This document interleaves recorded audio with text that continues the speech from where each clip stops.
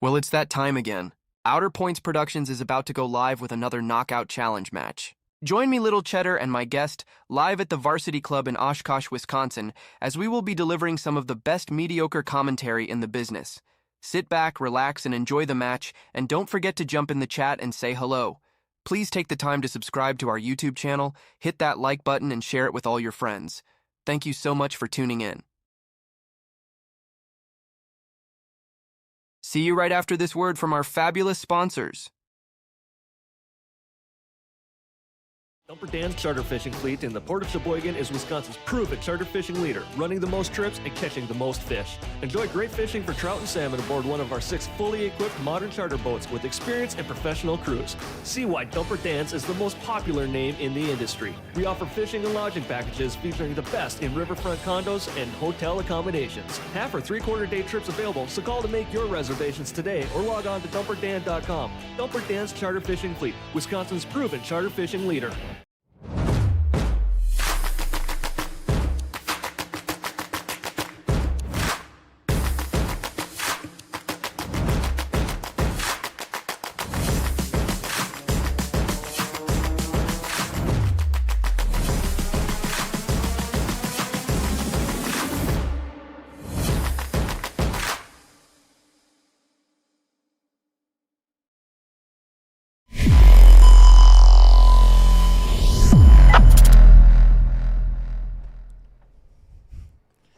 Hello, everyone, and welcome to Outer Points Productions. This is Dale Little Cheddar Lorenz. Thank you, everybody, for being here.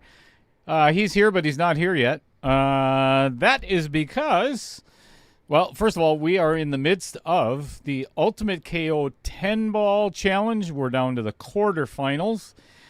This match tonight between Adam Granatella and Duncan Kaufman will determine the last of the 4 players going into the semifinals. Currently, we have Patrick Reset, Jeremy Fedkenhauer, Mike Schultz, and then tonight's winner. So, as I've done before, well, we've got a couple of new things tonight as well. The viewers have been asking for it, so I do deliver when they ask. So you're going to see something new on the screen. 2 is if this match ends up going only 2 sets, we, of course, have been doing what is called behind the cue ball. Let me drop that down just a little. Hang on a second.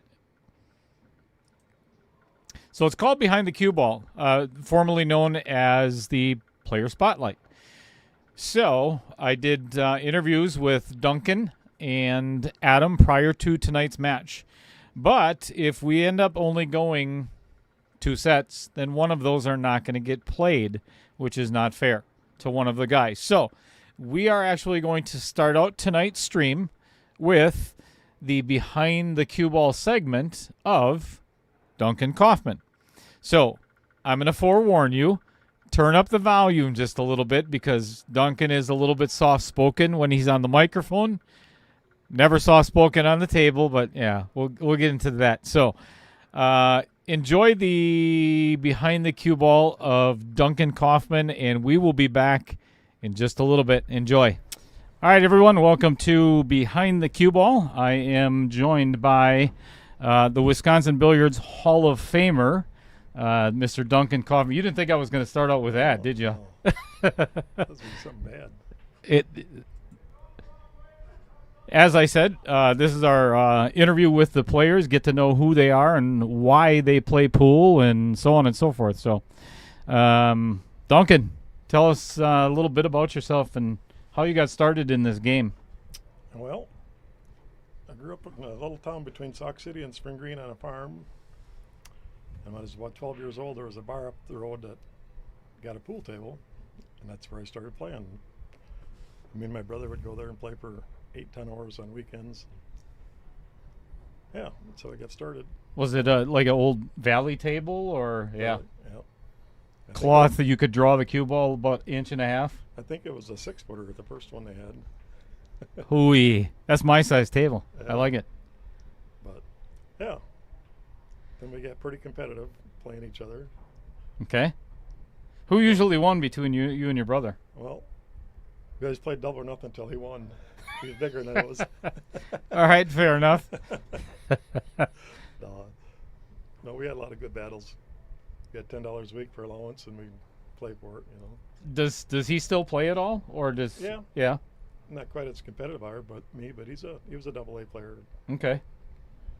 Yeah.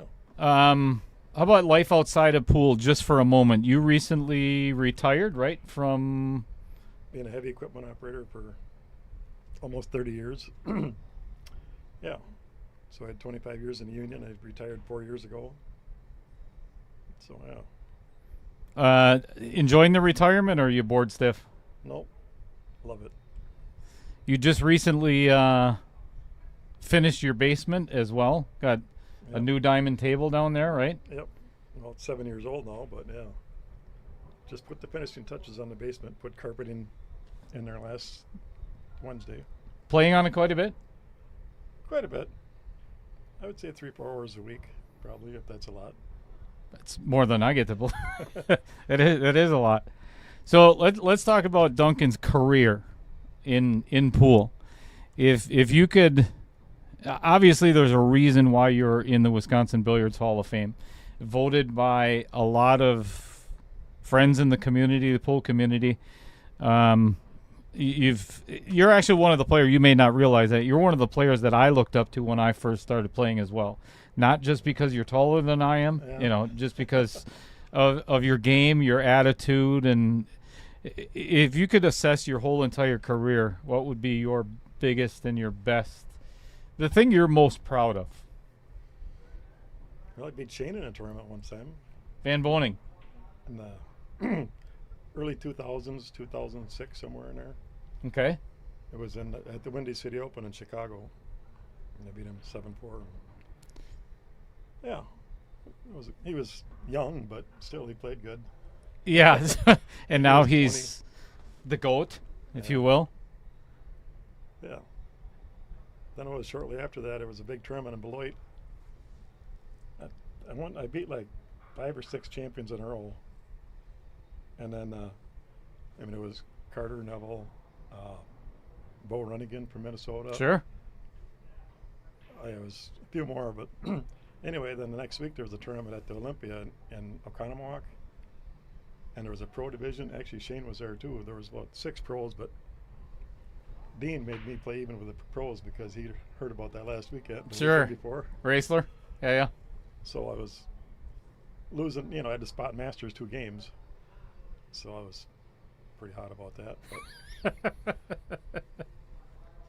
so I lost to Shane there, or 7-4. I lost to him. So.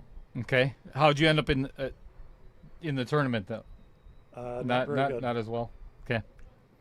So was that the fall classic you were talking about at the Carom Room, or the spring classic that Dave used to hold? Yeah, he used to have like 2-3 of them a year. Sure. Like that Bo Runnigan won like the last 2 of them. Yeah. Stops before that. That's back then. I was in my prime. So speaking of your prime, and I'm not trying to be, I'm trying to be a smartass because that's what I do. But I heard, and I don't know if this rumor is true, but you were offered a potential deal with Viking Q's, but they turned you down because you broke too many shafts. Is that true? No. Was that a good story? I had to, but somebody said I should, maybe bring that up, maybe not, but it is pretty funny. Yeah. Do you have a running count of how many shafts you broke? I'm just messing with you. I'm just kidding. And I've told this story several times on the stream, but one of the funniest things that I have ever heard in my entire life was you and I know where that's going. 3 years ago, we're in Baraboo, and we both look at each other's score sheet, and we have to beat our opponent 7-3, right? And your opponent comes up to the table, and you look at him. I swear to God, these are the words that comes out of Duncan Kaufman's mouth. He's like, I don't get it. As many games as I'm spotting you, you should be in a wheelchair. Or the handicap that I'm spotting you should be in something. Yeah. I thought you'd be in a wheelchair, yeah. Oh, my God. It went right over his head. He didn't know. I don't think he got it either. I couldn't even shoot because I was laughing so hard. That was fabulous. That was classic.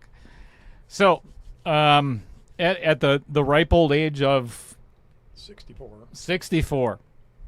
Do you have any goals in your pool career anymore, or you're just you want Just to play? keep competing. My game's kind of on a downhill, so just as long as I can compete yet. Why do you say that's on a downhill? Just Age? yeah, the late nights and yeah. Yeah. age. I get it. Eyesight, no doubt about it. Yeah. So what do you think? Just curiosity. What do you think of the Ultimate KO, the format, the clock? Kind of like it. It's almost like a 3-person thing because you're playing against your opponent and the clock Yeah. at the same time. So Oh, that's a cool way of looking at it. Never thought of that. it's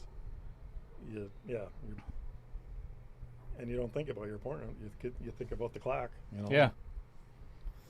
Well, I appreciate you spending some time with me. I know you didn't want to, make this a really long interview and everything else, and I know you want to get out there and play. So I thank you very much for your time, Duncan, and best of luck in the tournament. It might be you and Jay Fed in the finals, depending on the redraw tonight. So we'll figure it out. Well, But you got to win this one yeah, first. Right. All right. Best of luck. All right. Thanks. All right, welcome back, everybody. Thank you very much for tuning in this evening. As I mentioned earlier, this is the final match of round 3, the quarterfinals, between Adam Granatella and Duncan Kaufman, Wisconsin Billiards Hall of Famer. So very exciting stuff here tonight. I see a lot of fans in the Adam camp tonight, so it should be a good one. As I mentioned, there are a couple of new things that the viewers have suggested, so you're going to see them tonight. So thank you, everybody, for being here. That gentleman right over there, as you can tell, Mr. Chris Green, can't get out with his new green screen jersey there. Bad idea to wear this one. Whoopsie. So this is one of the new things. If you look right below Chris and I, right there on the screen, you've been asking, well, what the hell is the score? Who won the first set? Who won the second set? Well, now there's no getting around it, is there? Because it's right there. So that's one of the new additions. So, anywho. Awesome. I suppose we should actually get this signed in right away. I'm going to put the rules up there. Rules. Who needs no stinking Stinking rules? rules. While Duncan's warming up. There's the rules for tonight, and I need to get that scoreboard situated. Oh, my God.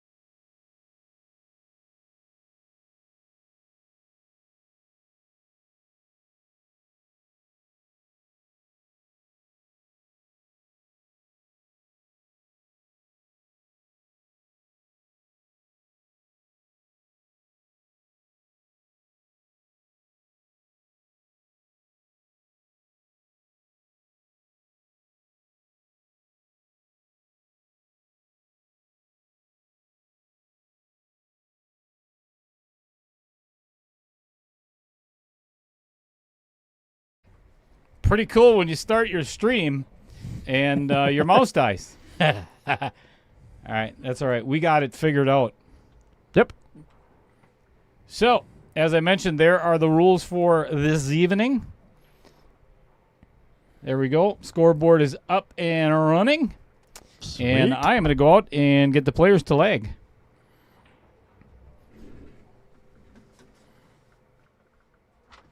All right, rules quick. Single elimination. We started out with a 32-player field. We're doing ultimate 10-ball rules with a couple minor modifications for our tournament. It is all call like normal 10-ball. So it is call your ball, call your pocket, with the option if you don't pocket your correct ball. 45 seconds after the break. 30-second shot clock, 1 extension per rack, all ball fouls.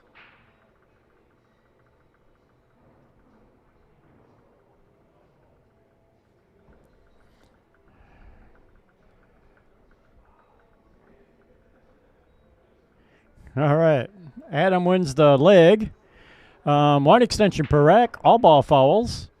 3 minutes added to a match for every game spotted, but these two guys are close enough in Fargo that it's going to be an even up match, so it'll be 30-minute sets tonight. For sure, 2 of them. No jump cues.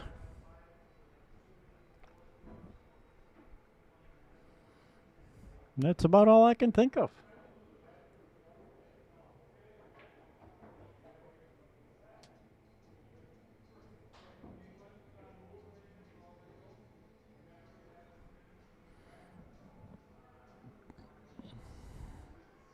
Alternate break.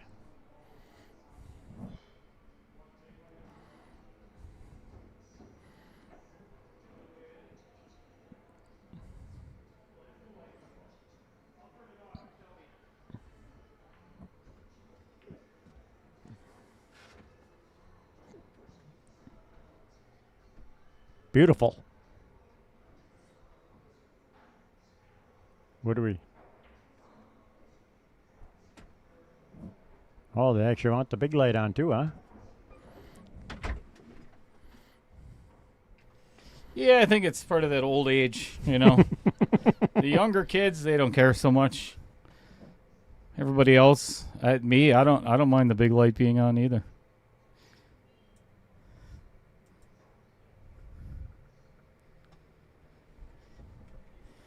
All right, we have an even race this evening. Again, this is the quarterfinals of the Ultimate KO 10 ball. Whoever wins tonight is going to be either playing Jeremy Fedkenauer, Mike Schultz, or Patrick Racette. Oh, Trevor, you missed the snow and you know it. I don't know if you heard, Chris, but tomorrow night was supposed to be the Oshkosh parade, Christmas parade, and they canceled it because of the cold. Yep. Duncan doing a push out.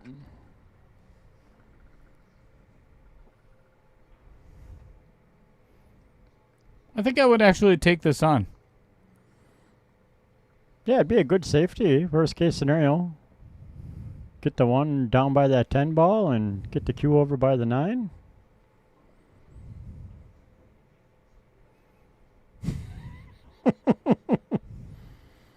Oop, didn't want to run into that 5.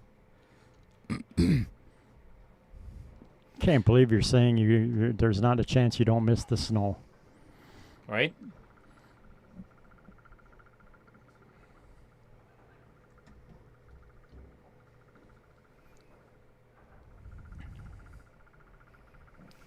So I hope everybody got the opportunity to enjoy the behind the cue ball of Duncan Kaufman. Boy, that was a weird stroke for Duncan. That was kind of pokey, jabby.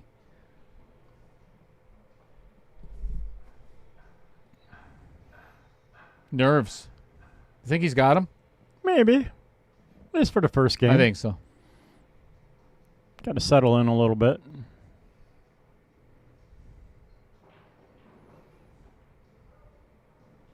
Adam is fresh off of his 5th, 6th place win, or finish, I should say, the International Open down in Florida.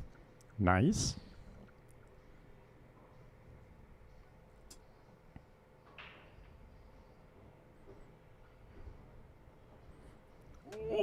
Oh, goodness. Using them outer points to get position on the 4.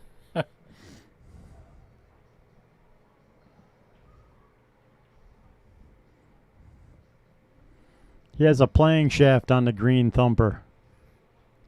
Yeah, he's been quite a few people that have noticed that. Yeah, that have asked the same or made the same comment that it's actually the break jump cue, and he loved the weight of it and the way that it felt. He put I think it's a Jacoby shaft on it, and now he plays with it. Pretty wild. Love it. Well, like I said, it'd be great for playing in the bars because, you know, you get on against a wall or something and, oh, here, let me shorten up my cue quick. Yeah, no doubt. A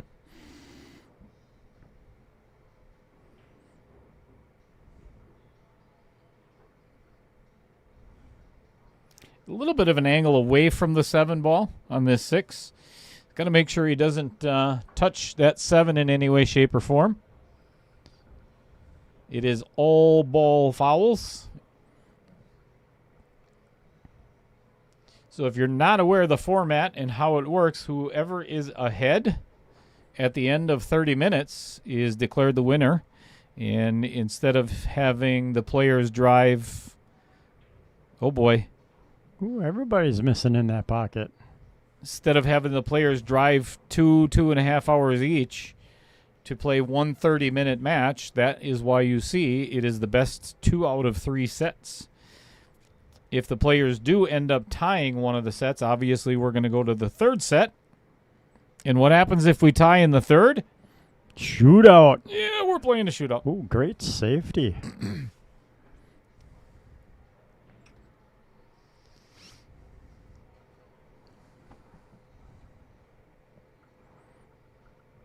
Looks like both players are opting to play a little bit of the safety game on the 7 ball. All right, let's go to the chat and see who is all here. We've got Fred Renner first in the chat, Mr. Salsa Man. Hello, Fred. Baby Cheddar, what's going on, Sunshine? Marilyn Schultz, hello to you as well. Trevor Simpson tuning in from Texas. Steve Kilberg, the poet of Portage. Oh, my. Ooh.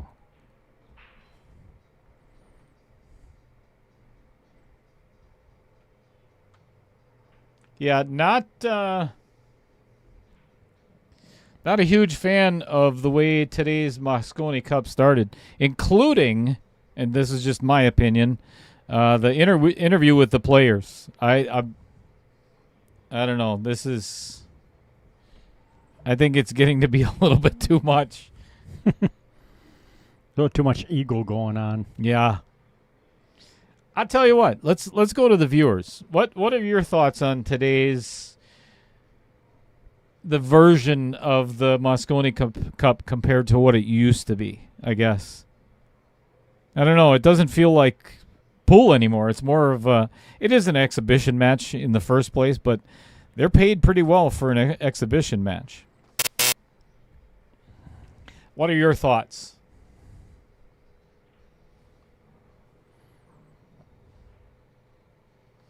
Of course, Terra Granatella extension. Always here to support her other half. Sitting out there watching. Andy Coons, good evening. Brian Lowell, one of Adam Granatella's good friends, an Outer Points production supporter. All right, for game number 1, for Adam Granatella. Recently off his trip to the International Open, so I would think, yeah, playing Duncan has got to be Nothing. cakewalk. Yep. Yeah, doesn't mean anything. Nerve-wise, anyways. Right.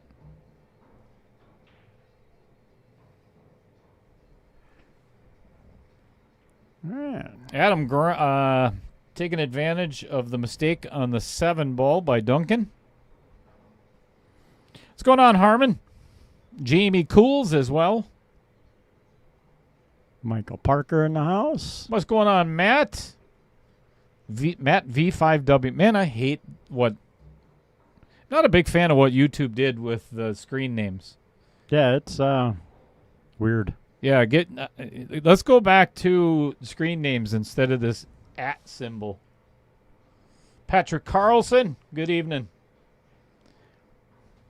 The Billiard Zone, cheering on Adam as well.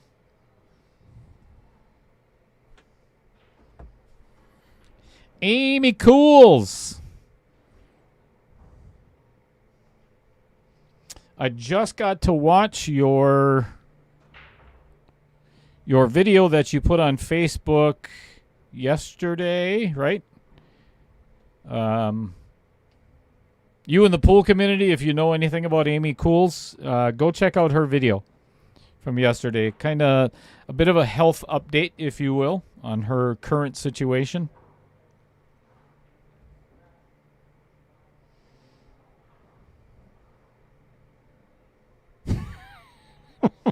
Oh, boy. Front runner. What's up, Bryson? Michael Parker, thanks for the like and share and like. And oh boy, he's going to be stuck behind. He's okay.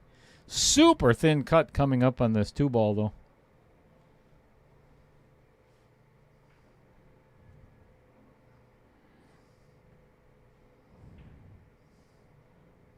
Gary Crows. Yeah, I have an opinion on Mr. Shaw as well that I probably best keep to myself. But I will be honest, I am not a fan. Not a fan.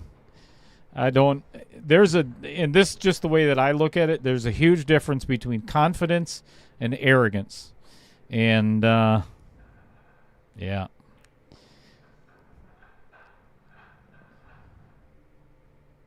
All right, Duncan kicking at the 2-ball, getting a good hit, and leaving Adam with probably going to be a much more difficult safety for Duncan after this shot.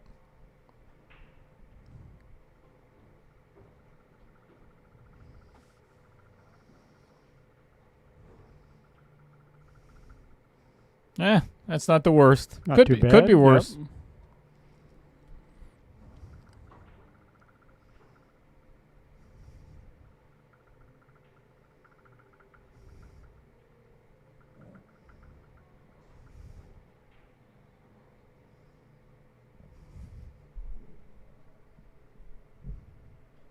Ooh, swing and a miss. That is foul number 1. Yeah, and if I was Adam, I'd be doing the exact same thing.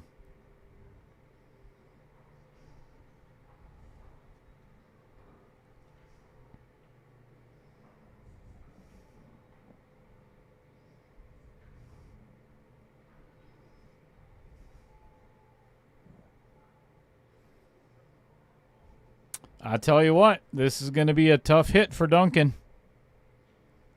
He can't get behind the 5 and the 8, which makes it a little bit more difficult. So he's going to have to go above the side pocket with a ton of left-hand spin if he wants to get to that second rail. Wow, what a great hit. Beautiful hit.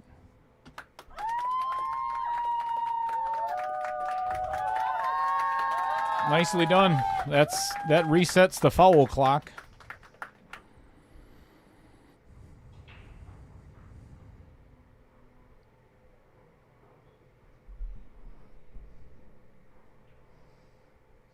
Typical Amy Cools, the most unselfish person I've ever met in my entire life.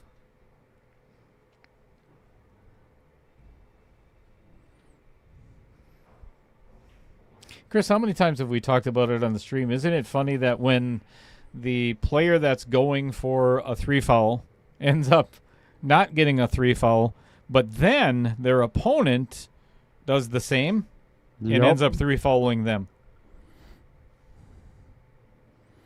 Seen it happen a couple of times. Quite a few. Yes, we have.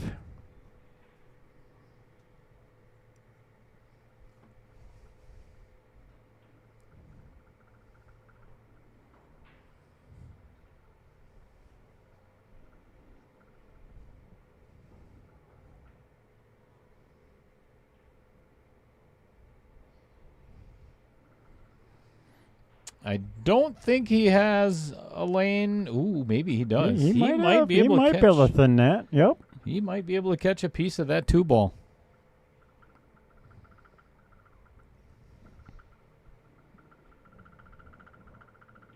Well, he did. Got it on the way up, I guess. So this is going to be quite the challenge for Adam because it may not look like on your screen, but he's going to be jacked up over this 7 ball just slightly. Plus, he's cute. His bridge is over the 9. This might be pretty tough to get back down to the 3. He might have enough angle, but we'll see. Ouch. He got down there, right on top of it. Gonna play the carom and put the 10 in the corner. He did just call the 10, so this should be fun. I don't think I would do that. I would thin that 3 ball and send that cue ball way down table. All right, he's got a shot.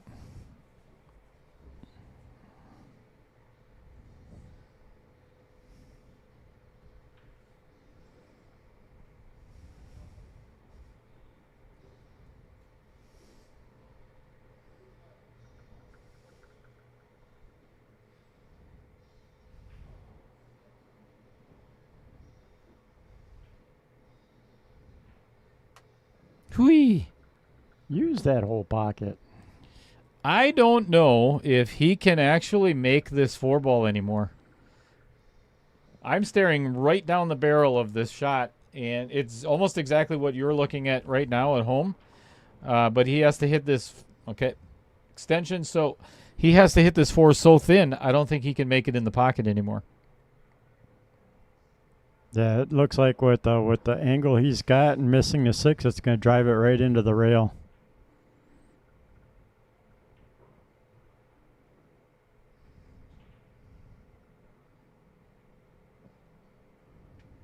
Tried to hide it behind the 9. Nice attempt. Good attempt. It's a makeable shot for Duncan, but getting on the 5, I think, is going to be a bit of a challenge here. He either has to run into it or play a 5-6 combo. Yeah, he did elect to run into it. So I think he left himself with a shot. It's a little thin, but makeable.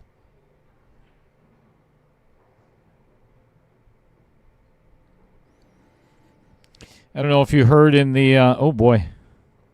No, too thin. Oh, look at this. So now the 10 ends up right behind the 5 ball where now Adam can no longer kick it in from the backside, and he has to masse around the 8 ball to just get a hit. That's brutal. Brutal. And if he doesn't hit it, I mean, it's really not the worst thing that could happen. Well, that is. That's not good. That's not good. What's happening, Tony Walruff? All right. Well, Duncan should be out this rack now. Everything's out in the open.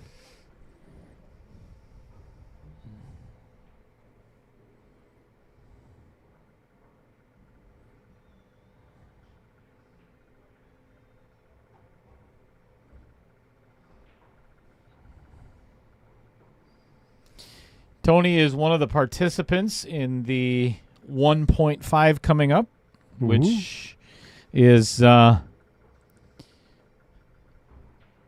deadline for payment is on Monday for everyone's entry. They decided that they're going to do a side pot versus a player auction. And actually, there's 2 side pots. You get a choice, either the $50 or the $100 side pot.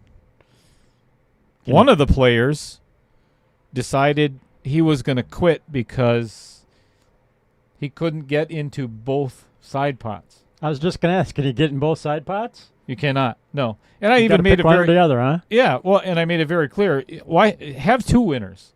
You know, instead of somebody Taking it all. taking it all, let's share the wealth a little bit. And yeah, we had one greedy person that decided, well, then I'm not going to play. All right, don't play then. Right. See you later. Bye. Goodbye. All right. It is all tied at 1 apiece after 15 minutes and, 16 minutes and 13 seconds. I'll get it. I will get it. It's hard doing math in my head. So, you know, I could actually change that right now. I don't really want to, but I'm going to. I haven't made a shortcut yet for this, Chris. For what?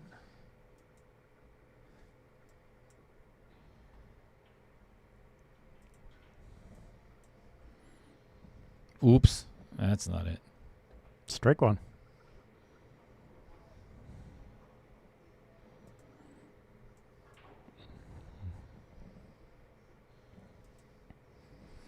So if you look at that little scoreboard there, the best of two sets right below us, notice they are three different colors. Ooh, this is a nice break by Adam. I think he's got a shot on that 2-ball pass. If it goes past the 9, it's a stop shot.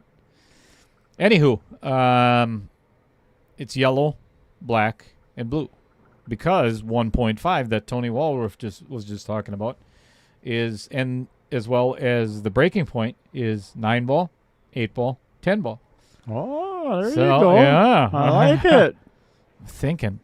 Nice shot. Doesn't happen very often, but I do think once in a while. Zip it. I didn't say nothing. I know what you're thinking.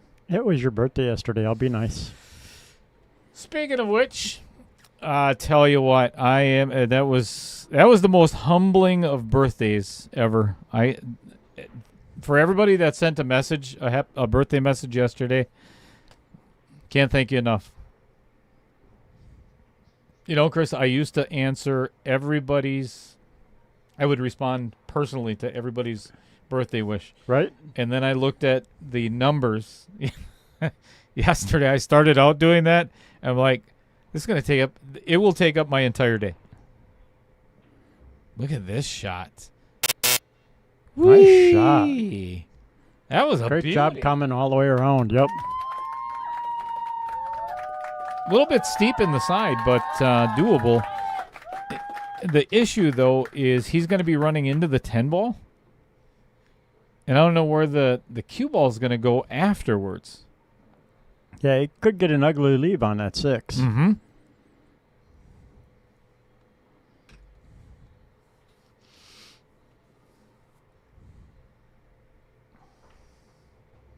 Ooh, missed the 10. That was a nice shot. That was very impressive.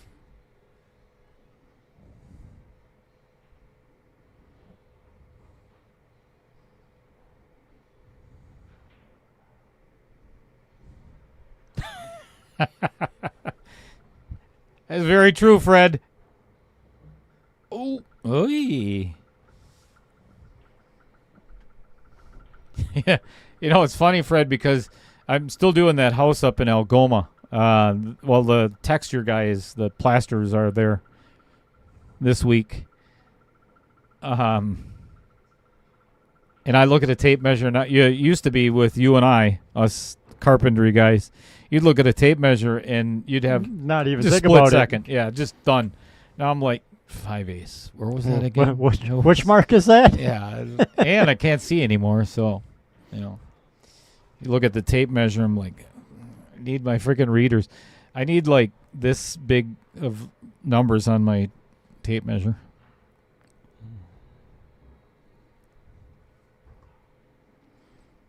All right, Adam to regain the lead again.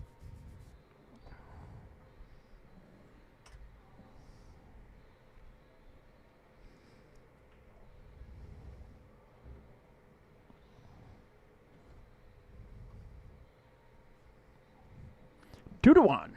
Thank you, Amy. That was a very sweet thing of you to say.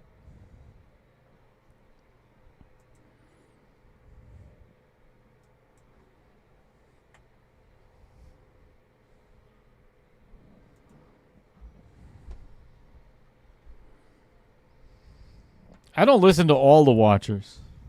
Just some of them. Just depends on who you are.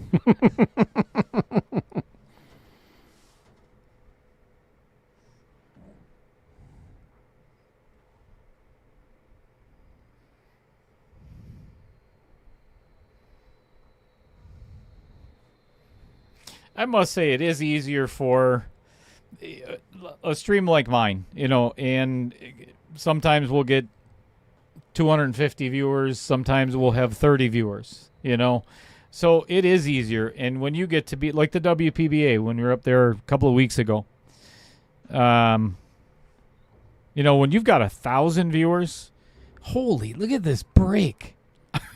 Wow. We're going to play 6-ball this game. Duncan made 4 on the break. Dear Lord. When you've got 1,000 viewers, or like Matchroom, when you've got 7,000 or 10,000 or 15,000 viewers, you can't talk to all the viewers. It's impossible, That makes it really hard to be personable. It is. Me personally, though, I think it would be better if they tried a little harder, because some of them don't talk to any of the viewers at all, and I don't like that. But if I ever get that big, not height, I should say when I get that big, I don't ever want to be that person, though. Ooh. Oh, good shot. I thought it might have been a little too late. Really good shot.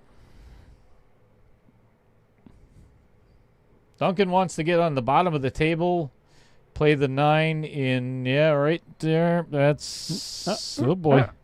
That's little firm. Little firm is correct. Yes. I believe it's a blackout. I don't know. I'll have to read it the next time he breaks. Maybe it's a rush. No, it's a blackout. Are you talking Adams? No, Duncan's. Duncan's is a blackout.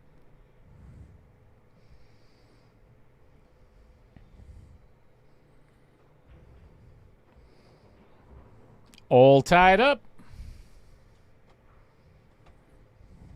10 minutes. 8.5 minutes to go.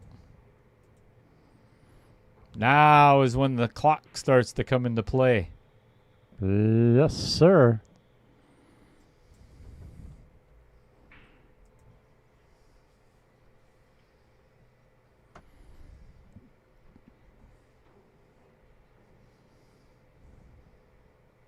I really need to make a shortcut for that now. I don't want to be doing that all the time. Oh, to put the scores in? Mm-hmm.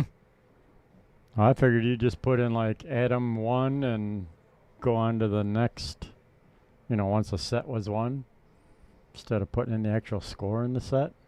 Oh, that way. Yeah, that's no fun. Yeah, that's true.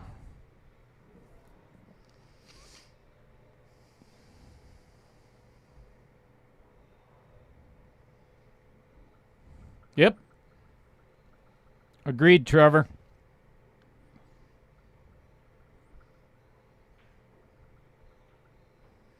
You know what, Amy? I got a message from Mark White yesterday. Birthday wish, which was pretty cool. That is pretty cool.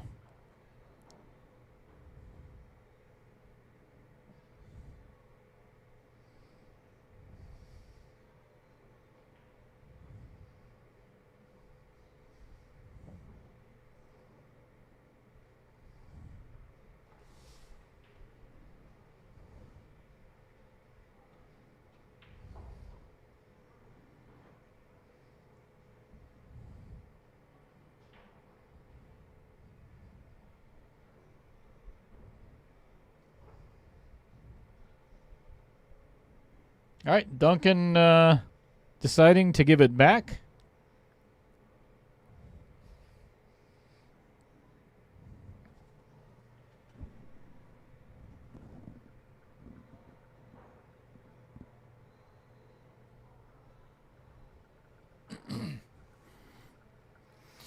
And that cue ball not touching a darn thing all the way through. Yep, and giving Duncan a wide open shot. I think I would just float forward and play this 3-ball. See, I don't know if I would have done that. Risky, but... It is risky, and now he does have a shot on the 3, but it is a pretty steep angle. Yeah, it definitely went farther than he wanted. And he's going to run into the 4. because now he can't get to the bottom of the cue ball. But Duncan has never shied away from a challenge before, so I don't think...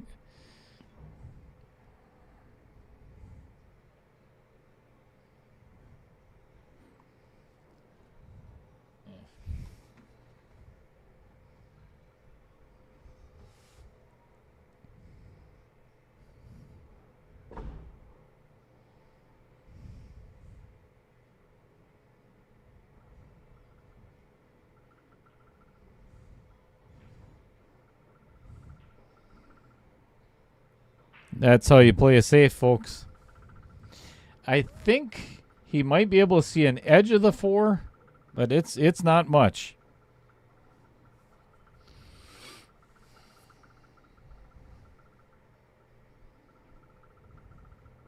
Yeah, this table's quick.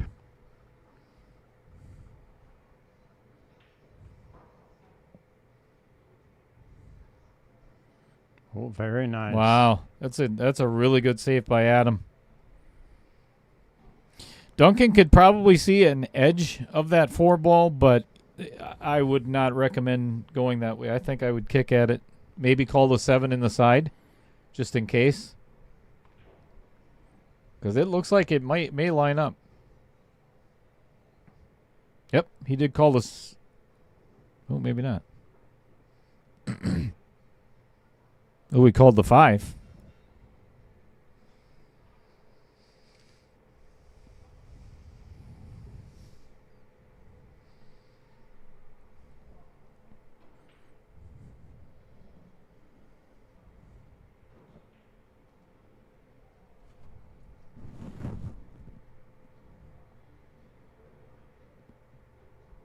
Uh-oh. That's going to get behind the 7.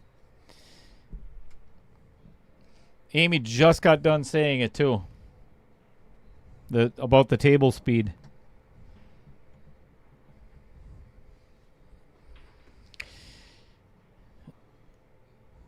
I've noticed last winter, when it got very dry in here, the humidity left the building from the summer. The table did pick up some speed. Mm-hmm. And the rails became a little bit more lively as well. So it does play tough. And it should. I like it where it plays. It shouldn't play easy where everybody's freaking running out from everywhere, What fun is that? Correct. Except for the guy that's running out. Can't have some drama that way. Keep it interesting for the viewers. A little steep here. And he's going to run into the 10 ball. So... Ooh.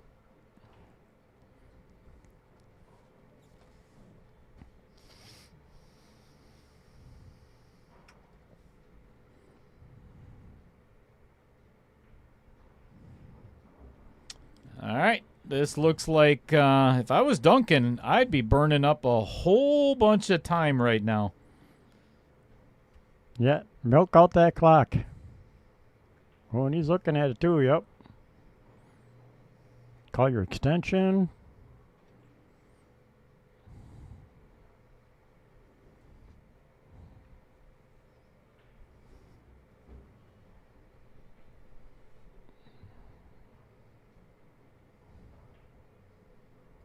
It is Duncan's break next, so he may be thinking about that.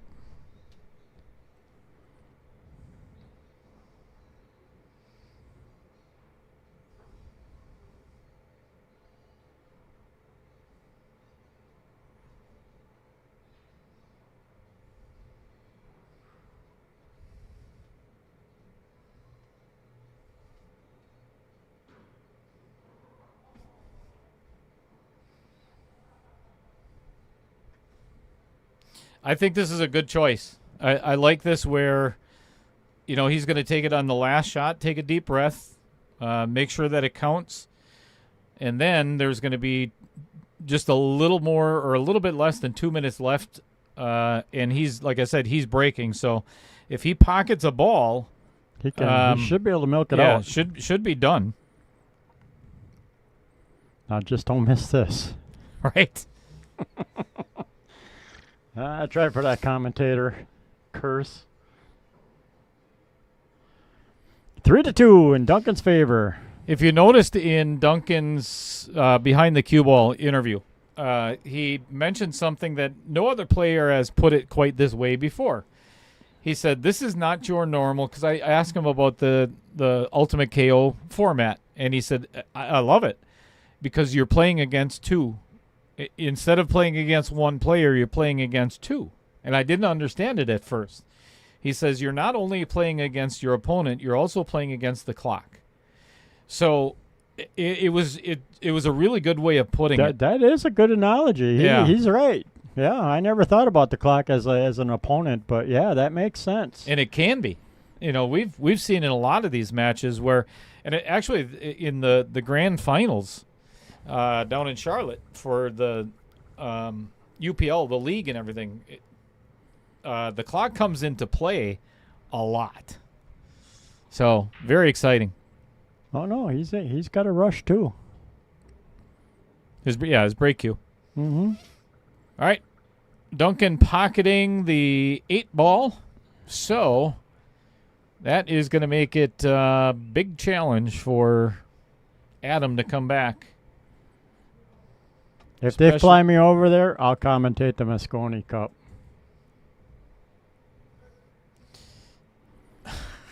I'm going to leave that one alone. What's your current Fargo, Chris? Who cares? But the reason I asked that question, do you know how many people would rip you apart I don't care. if they looked up your Fargo and then be like, what the hell is this guy doing commentating the Mosconi Cup? I'd be nervous as shit. It's 9-ball. You can't really mess it up. You go from a 1 to the 2 to the 3.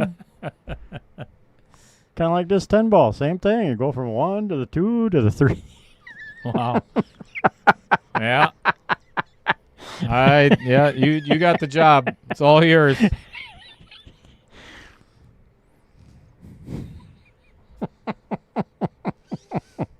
All right, 42 seconds left for Adam Granatella, and it's not looking good at the moment. It's just even a challenging hit.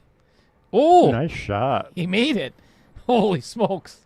Now you better start running, 26 buddy. seconds. Yeah, I don't know. I went to go on and grab my chug. I'd have been going. He's not making anything here.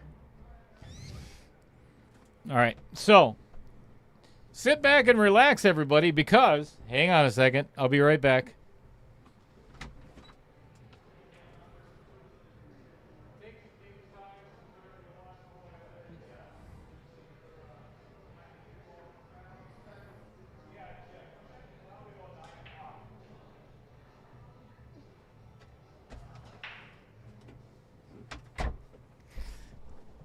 All right, as I had mentioned earlier, just in case we do not end up playing a third set, grab yourself a beverage and some popcorn because self-admittedly, Adam loves to talk, and you're going to find that out. You're going to find that out right now. It's longer than mine. This is the behind the cue ball of Adam Granatella.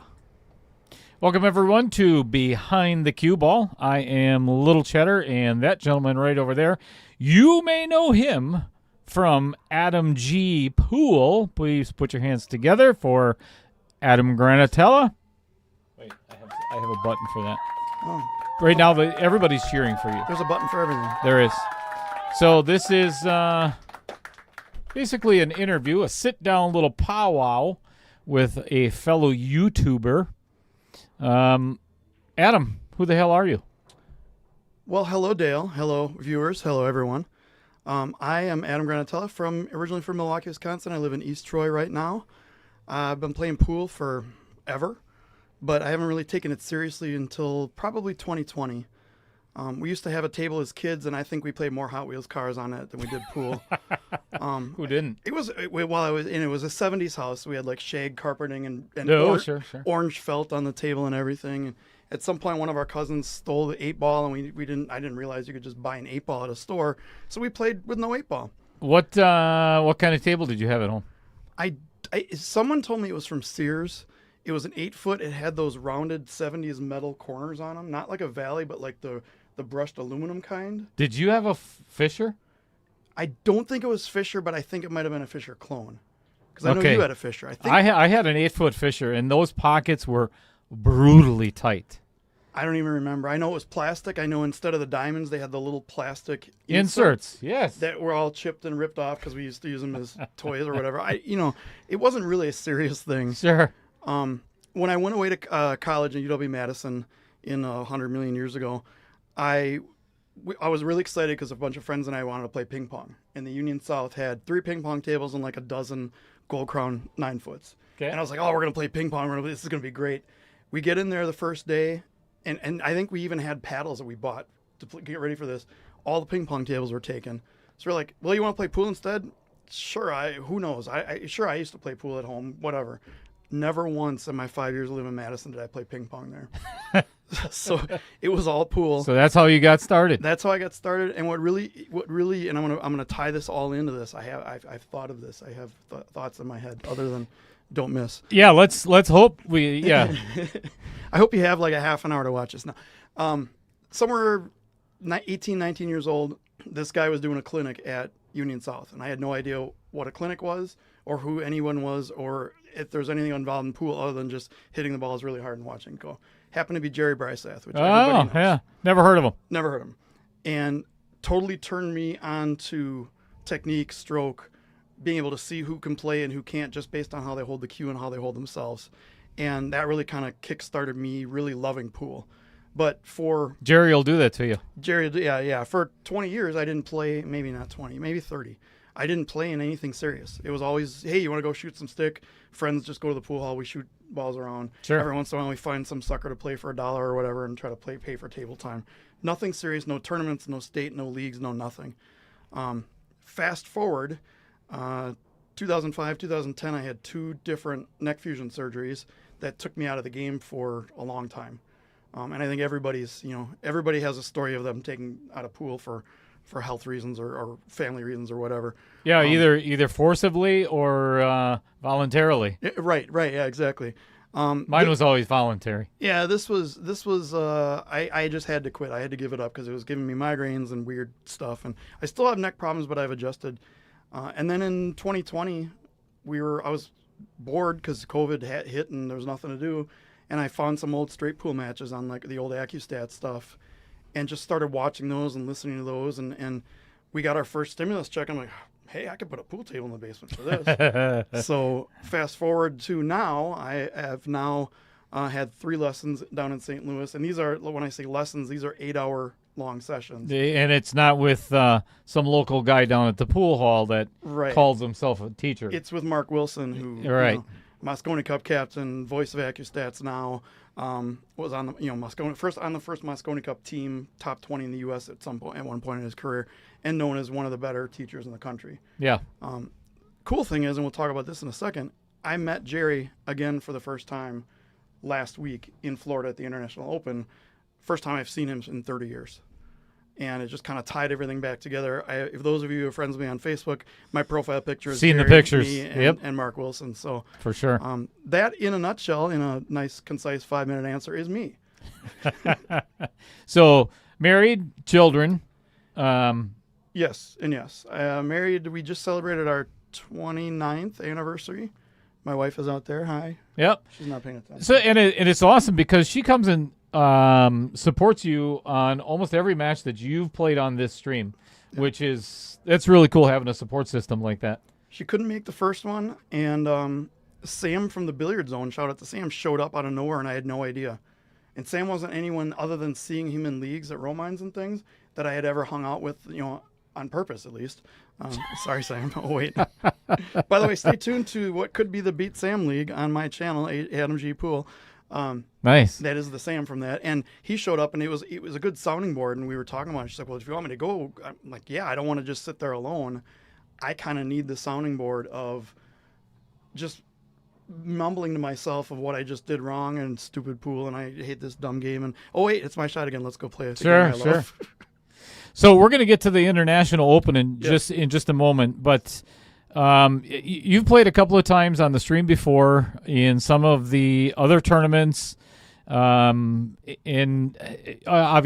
part of my job, or one of the things that I do, is assess the players' abilities and so on, and you've got a lot of strengths to your game that I've noticed. What would you, in your opinion, consider your biggest strength? In pool? No, in pickleball. I've never played it.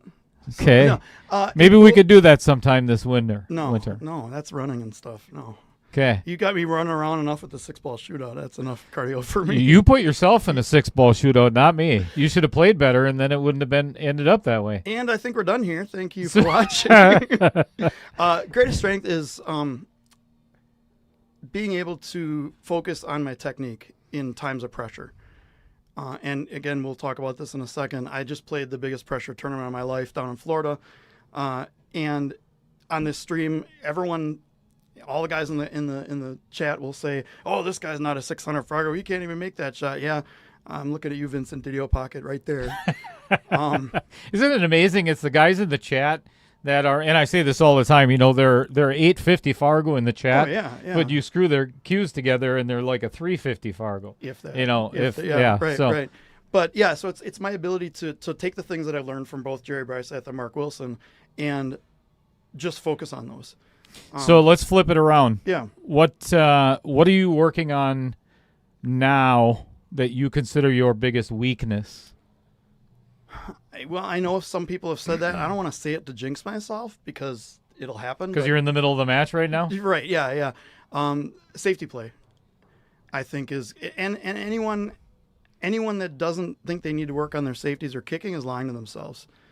But you know what? It's funny, Adam, that you say that, because almost every single person that has been in this booth, other than Jeremy Fedkenauer, which 717 Fargo, has had that almost exact answer. Yeah. It's safety play. As amateurs, that's not something that we practice a whole lot.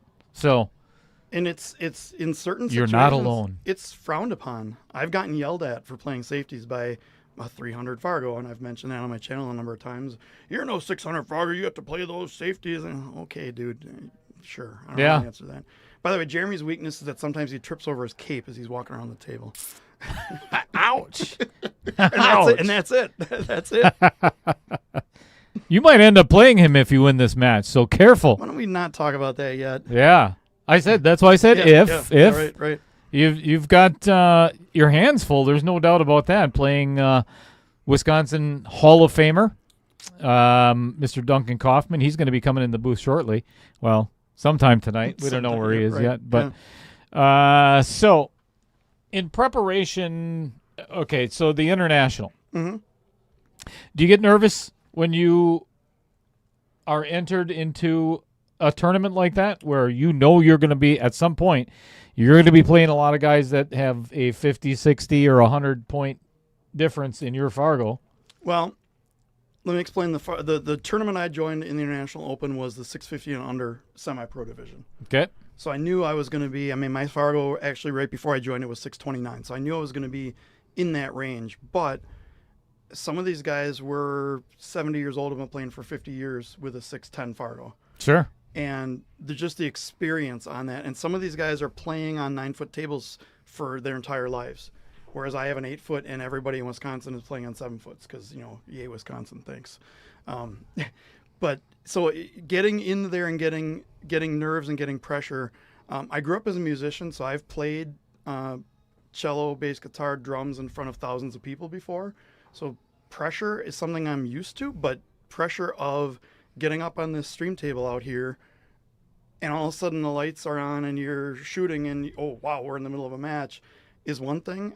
Getting out an International Open where there's 32 9-foot tables in a giant conference room with a big arena table in the middle. And those, you guys who have seen the arena on AccuStats, it's right in the middle of the room. It's not like sectioned off or anything. Right. It's just right there. And there's no music and there's no sound. The only sound is dead silence. Own heartbeat pounding away in your head and your breathing and pool balls being hit. and you almost don't want to talk to your opponent and, oh, good luck, and, because you feel like you're interrupting things. Sure. And then when Shane Van Boning steps up next to you and starts working on his break that you can't figure out. Yeah, I seen that picture you sent me. That was pretty cool. That was pretty cool. Hard to concentrate with SVB playing on the table next to you. What's funny is I had 2 matches. So they broke them down into 8 pods of 4 tables each, and so they could have one ref for 4 tables, and they were sectioned off by like side tables and chairs and Sure. things. But at one point they put our match right in the middle of the pro pod, and that's when SVB played Atencio, and I want to talk about what happened there. But also Lucatis was sitting 4 feet from me, and we were kind of sharing, seat area there, playing Nayuki Oi and getting creamed by him. And it's caused me to just focus and just tune it out. Sure. And just say, you know what? He's not watching me. He's working on his own thing. I don't have to worry. Oh, no, Shane's going to call me a fool because I missed this. No, Shane doesn't care. Shane doesn't even know I'm here. Shane's, So, Shane is Shane. But, that experience, as far as the pressure, definitely the most pressure I've ever experienced. And you ended up well. I ended up well. 192-player field. It's Derby style, so it's a $125 entry fee with a $50 buyback, single elimination, redraw every round. Mm-hmm. And then one thing cool is Pat Fleming, who owns AccuStats, said if you go 2 and out, he'll give you the $50 rebuy back. Just because he wants more people there, he wants to do it. So the 192-player field filled maybe 3 months before the tournament started. And out of 192, I tied 5th or 8th. So, Wait. yay, thank you, random people from inside the computer box. Sure. But I never thought I would do it. I was 100% convinced I was going 2 and out, but I didn't think about that. I just said, you know what, I'm just going to play my game. And I get up in my first match, and the guy misses the 8 ball. And he's like, oh, man, I'm shell-shocked. And I'm like, oh, I'm not the only one that's nervous. Okay, I can do this. And fought, it was matchroom rules, so it was 9 ball on the spot, breaking from a break box, all ball fouls, all the template, AccuStats template or AccuRack. Yep. And Love it. the new one is really nice. I've seen it. It's paper thin now. It's not like something you would put in your laundry. Yeah, it's the one that Federer backs. It's got his name on it. Yes. Mm-hmm. Although it didn't help him as much. Sorry, Federer. I hope you're doing better in the Mosconi Cup, by the way. We're going to get into that later on while you guys are playing. Yeah, right. But so it was an experience of a lifetime. I ended up 8-2, 10 matches total. I lost my 3rd and I lost my last. I lost to the guy who won it. Sorry for any spoilers that I just may have given, because I'm gonna be doing a narration for matches, all commentary. Oh, yeah. That's right. With our good friend Trevor Simpson. Damn it, Trevor. Can you replay that? Oh, no, you can't. No, I can't. Because of Trevor. Yeah. But, I'm sure he'll be watching this anyway, so. Yeah, I mean, and my wife and I made a trip out of it. She came down. She was next to me in every match. Again, that sounding board. Made some good, probably lifelong friends down there. Met a friend of a friend. Anyone knows Brian Lowell from the chat? Mm-hmm. Shows up in the chat. His friend Tommy. We sure do. Yeah, right. He introduced me to Tommy, and then 2 matches later, I played Tommy. So, nice.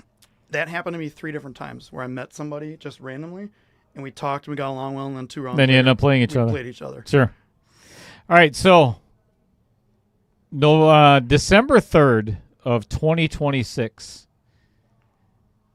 I'm going to have you sitting in that chair. Where do you want to be with your pool game a year from now? It's funny you say that, because I am thinking about those things right now, because I'm going to do a video for my channel of my 2026 goals, and I want to have people be able to do those. For starters, I've picked up some students. I have 2 students right now, and I'm picking up a 3rd sometime after Christmas. It may be a Christmas present for that person. Nice. They're probably not watching or have any idea what this is, so it's no spoiler or anything. I just kind of found I have the knack from getting lessons myself and getting taught myself to be able to pass that on for other people. You bet. My game, there's a half a dozen different shots that'll probably come up tonight that I'm not going to talk about, that I'm going to be working on specifically, but it's things like more pressure, more focus, things like you'll watch me, like if you watch Federer, he always does the same exact thing every time. sometimes I'm a little lax in some of those things. I think we all are as amateurs. And Not robotic enough. Yeah, and one thing, I'll give a free tip out to everyone. One thing that really helped me is I was bummed after I lost it was my third match that I lost in Florida. I texted Mark Wilson and he said, "You are here to put on a stroke performance. When the stroke becomes more important than the results of the game, that's when the results of the game improve." So that's one thing I'm just, yeah, and it helped me the very next match. I like it. Played a 534 kid who played 700 speed. Sure. And before I knew it, I was down 3-0, and it was the AC died. In Florida, AC dying, even though in November, it was It's like Armageddon. It was not pleasant. I knew it was like to play in the Philippines minus the open air and the bugs and everything. But You're right. And tablecloth has been on there for 14 years. Right. Because this was brand new cloth, brand new balls. Sure. Tables played just superbly. I mean, the best playing tables I've ever played on. But I dialed in and I just focused on stroke and I ignored it. I didn't remember what happened in the last 3 or 4 games. When I watch it back, when Trevor and I do commentary, it's going to be new to me because I don't remember. That's how much of a zone I just got in. Sure. I just focused on shooting the cue ball straight through the cue, shooting the cue stick straight through the cue ball, landing, watching my tip position, and just let everything take care of itself. Hopefully that happens tonight as well. Well, everybody in your camp, I believe, is probably hoping the exact same thing. So, Adam, it has been actually over the last year. It's been a pleasure getting to know you and consider you a friend as well. Absolutely. Talking shop all the time versus, on Facebook Messenger and everything. So, Yeah, swearing at Trevor. Absolutely. Damn it, Trevor. Best of luck, and I'm sure we'll be seeing each other again on the stream. There's no doubt about it. So definitely. And I hope I'm not going into a 6-ball shootout, but if I have to, I hope it's because I came back. Hey, think about it though. If you go up against Duncan, I don't know if he can move as fast as you. I don't know if you remember, I lost a 6-ball shootout to a 73-year-old guy. Oh yeah, that's right. Yeah. Z-Man shot a 31 second on the dot. Yeah. And I had a chance, but at 27 seconds, I realized I had to do way too much, and I just kind of fired. Was not good. Yeah. So I don't know if that really comes. That may not. We'll see. Best of luck to you, and thanks for sitting in with me. All right. See everyone. Good luck to me.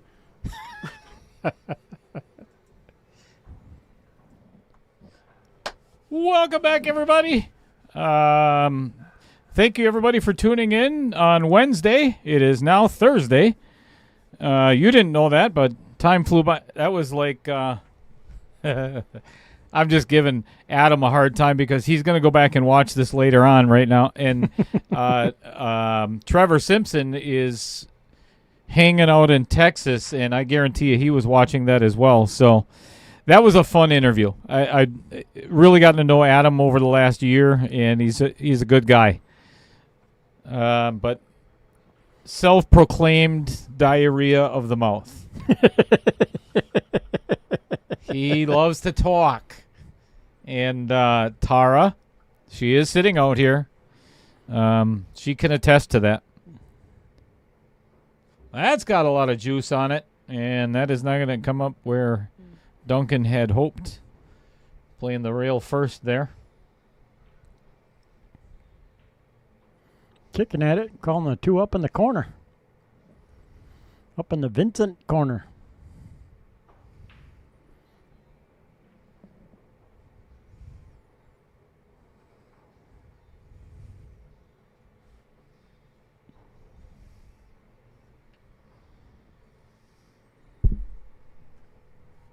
Fred Renner enjoying the behind the cue ball.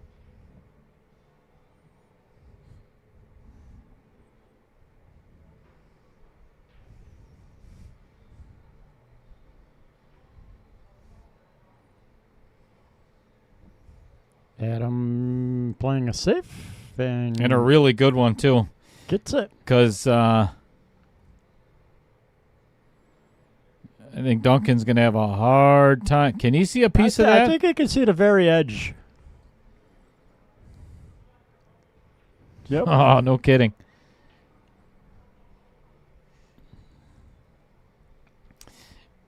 If you were listening to the Behind the Cue Ball with Adam, we talked. I'd like to go over the players, what they feel is their biggest strength when it comes to their game and their biggest weakness. And Adam did say that his biggest weakness he feels is safety play.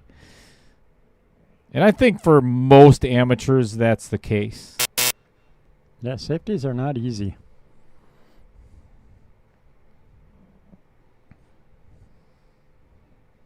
This is kind of the way that the first set started out as well. We had kind of a back and forth safety battle.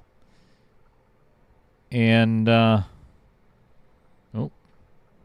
I think he's got the bank on this one. Yep, and he did call it.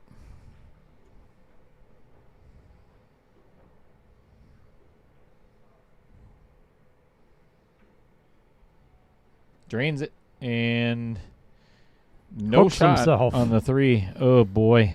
Ouch. And a tough hit besides. The 10 is in the 6 and the 10 are in the way for a 1-rail kick. Jeez, I'm not sure what else he can do here. A lot of spin off that side rail. Yep, Ugh. just in front of the side pocket. Ugh. Very hard to judge. Yep. Yeah, that was tough. So he's kind of counting on or hoping for the fact that Duncan does not get from the 4 to the 5 or the 5 to the 6, because none of this is easy. I think I'd play it safe and just bury him. It's not the worst, but that's not Duncan's game. You know, unless he has to. Yeah, he likes to run out.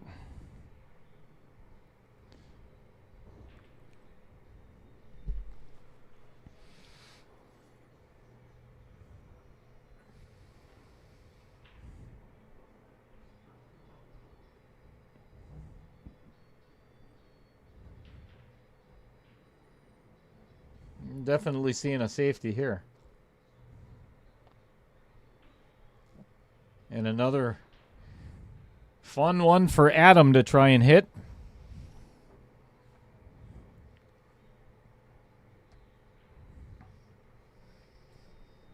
Kyle Vertel.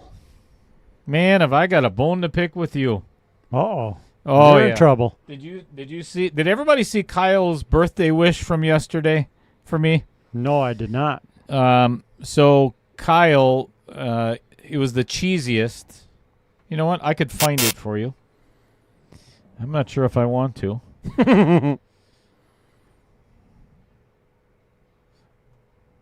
Ooh, I think Duncan That might have is- let that- that slip out. Maybe yeah, not. it's It's hard to not- tell. Exactly what he wanted, but Could bank it. I don't think he can cut it in the side, but he might be able to cross bank that.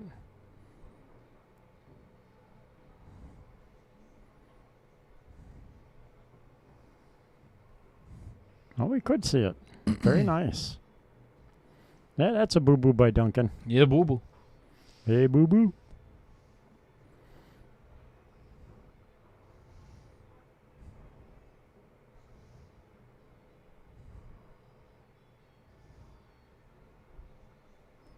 Oh goodness. Oh boy.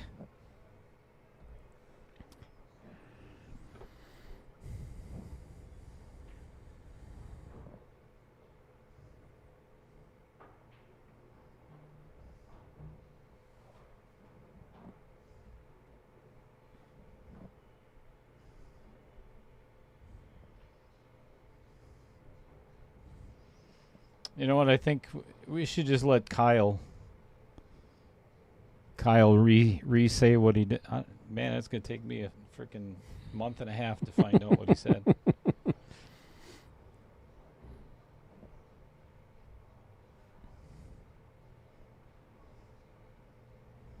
Of course, Dan Vogel, greatly appreciated his comments as well. Welcome to another year closer to dirt. Thank you. That's very inviting, isn't it?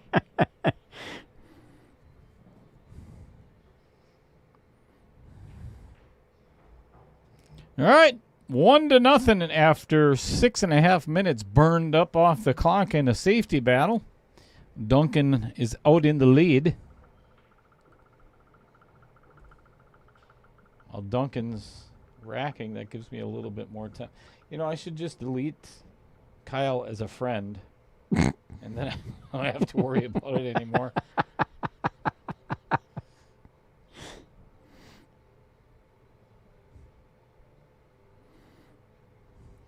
Huge shout out to my wife, Mrs. Cheddar. By the way, she for my birthday, she took me to her favorite restaurant last night.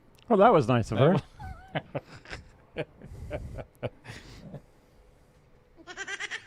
No, I'm just kidding. Kind of.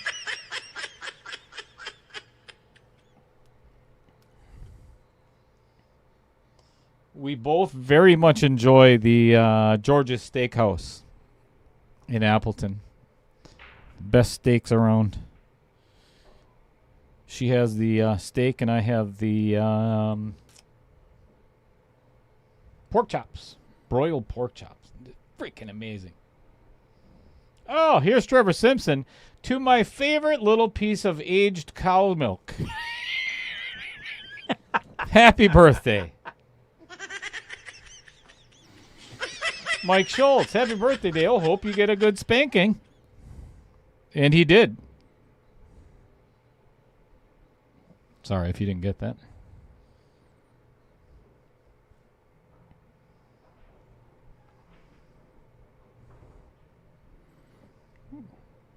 Nice little safety.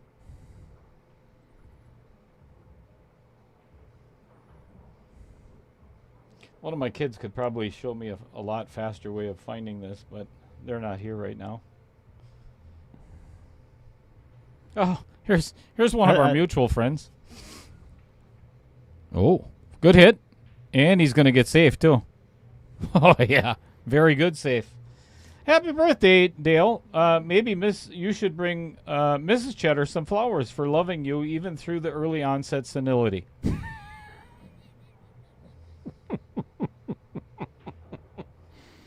I'll tell you, I've got some good friends.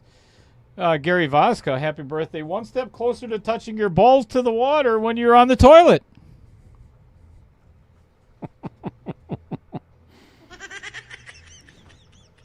Oh, is this what Kyle said yesterday? May your day be as sharp as aged cheddar, as smooth as melted cheese, and filled with more joy than a nacho platter at midnight. There it is. Happy birthday and bless your heart, Dale. There it is. There it is. Yeah, thanks a lot, Kyle. Ooh, swing and a miss.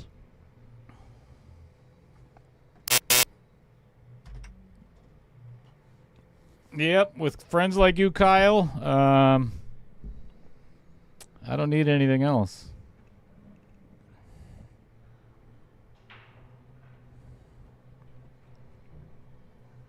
My life is complete.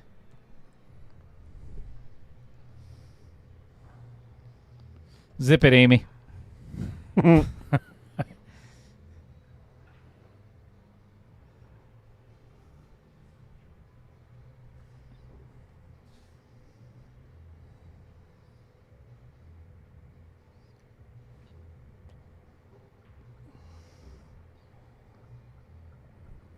Yep. Agreed, Trevor. A little too focused on that 10 ball on that one.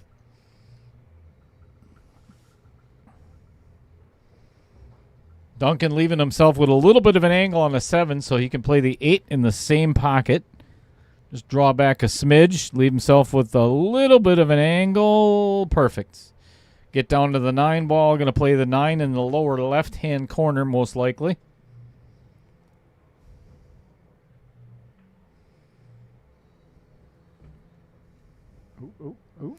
That was kind of a, well, not even kind of. That was a pretty big miss by Adam there. That might end up costing him the entire match. Way to hold for that 10 ball straight on. Yeah, that was a great shot, considering the angle he had. Little less than 20 minutes left, and Adam Granatella must win the next 2 or 3 in order to force a third set, either a tie or a win. If not, Duncan is on to the semifinals.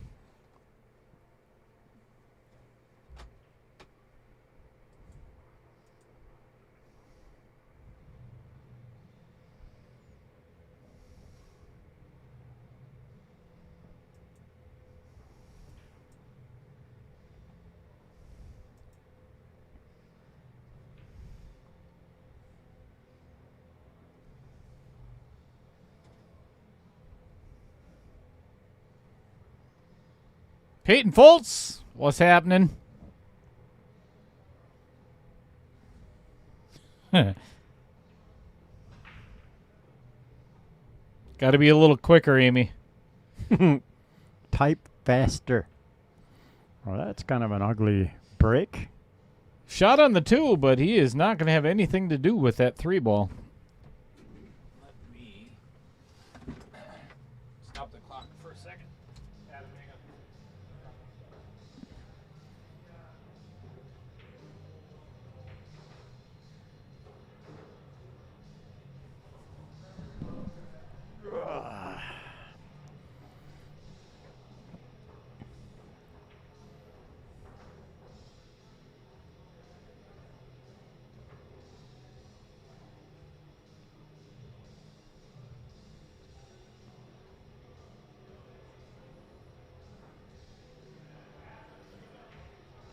How many guys does it take to remove a wreck?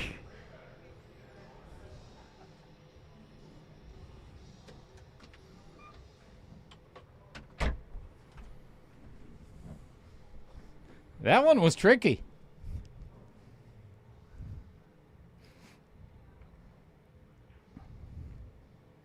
Smart shot if it gets behind the 3. That 2 might be traveling a little much. Pretty easy kick from behind the 5, though. And that is the way he has to go. This is definitely an advantage for Duncan at the... Oh, that's a foul. Yeah, I think that was a 5-ball first hit. All right, not as easy as I said. This is where, if I was Adam, I'd be going for a 3 foul. Again, you're trying that against a 669 Fargo, though. That's a little challenging.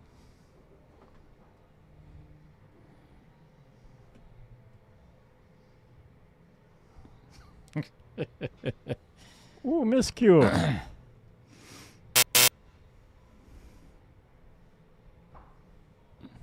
And the chalk goes flying.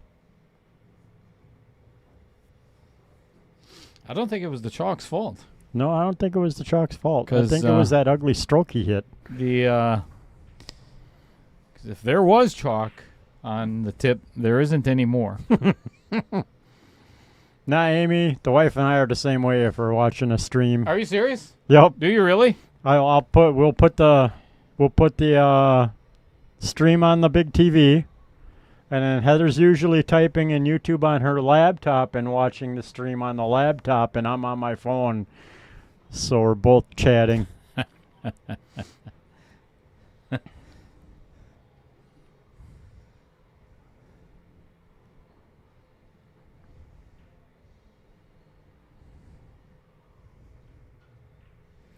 I don't like the fact that. Oh, look at this. Uh-oh. Oh, Keep going. Just all right. He's He's past all right. it. Because if because you can't chat from your TV. If you're watching the stream on the TV, you can't put anything in the chat, right? Correct. That's why I use my phone. Right. So now you have to get on your phone if you want to say anything, which is fine, but somebody's got to come up with something a little bit better. Trevor, get on that. You're an IT guy. All right, float forward a little bit on this 4 ball. Just a little. Well, enough to make sure you don't hook yourself. Like right there. It's beautiful. Beautiful. Play the short side of the 6. This is where a lot of amateurs probably make a mistake of, I'm going to just go all the way around. No, you don't. Nope, just fold right underneath it. Play the 6 in the upper left, or what's going to be the upper left. Get off the rail. Beautiful. A little bit of an angle, but now we can drift over and play the 7 in the right-hand side as we look at the table.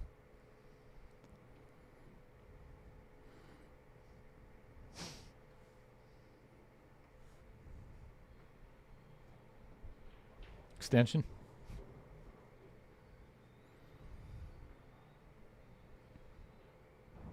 Sorry, he's behind the pole. I couldn't see him. Sure. Blame it on the guy that built the booth. Yep. All right, that's fair. I should have made this a round booth. Well, he did exactly that for the side pocket. Now I think he's just got to go forward. Don't get behind the 10 ball and then play the 8 in the opposite side or all the way down. So now actually he has the choice where he could play. I think I'd still play the side. Yeah, maybe not. I think don't I'd go all know. the way down with that angle. I don't think I would because of where the. I think you have to Yeah, play he's this in the going side.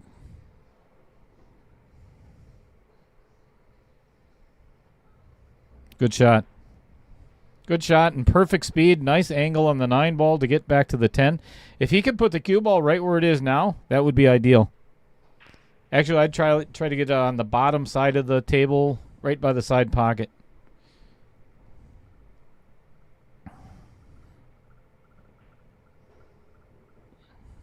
Nice shot. Yep, right there. 'Tis a good spot.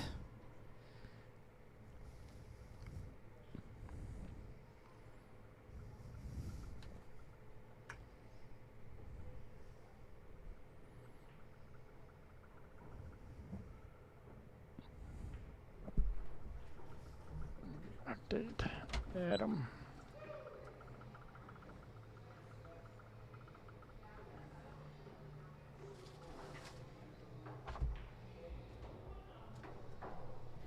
All right, I gotta go.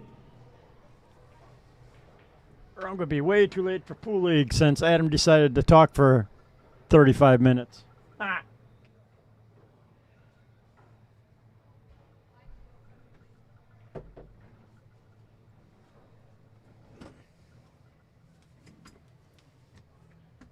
All right, I'm out of here. Or else I'm gonna get way too late for pool league. See ya. See you Friday. It's all your fault. It is. It's all your fault. All right, Chris is out of here.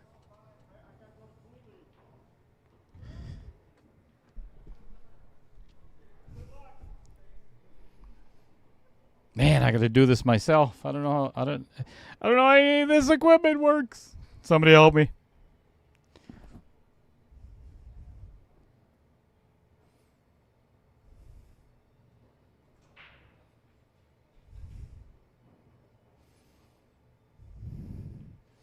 All right, that is a dry break.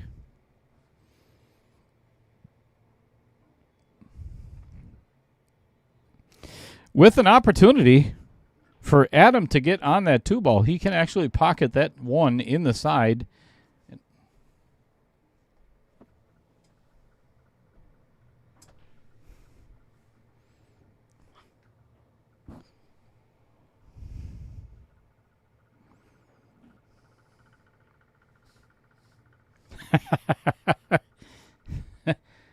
He already left, Trevor, so I'll let him know that you said that, though.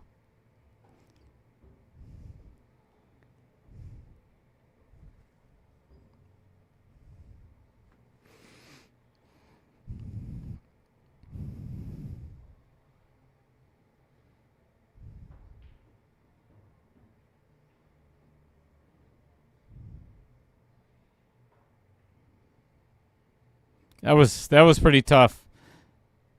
Slightly hooked on the 3 ball, so you had to masse around it. That was pretty challenging for Adam, especially after a good shot on the 1 ball.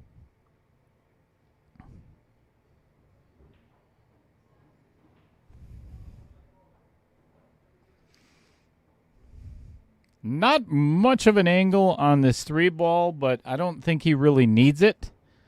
You'll see in just a second. Because the 4 is right in front of the pocket.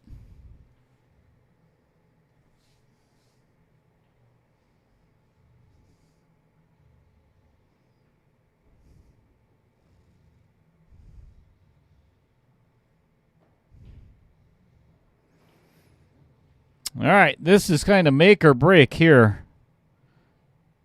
That 6 does not pass that 10 ball in the corner. It did up until Duncan kind of nudged it before. So this makes for a bit of a challenge now. I'm assuming safety is coming. Oh, he called the 10. Called the 10. Nicely done.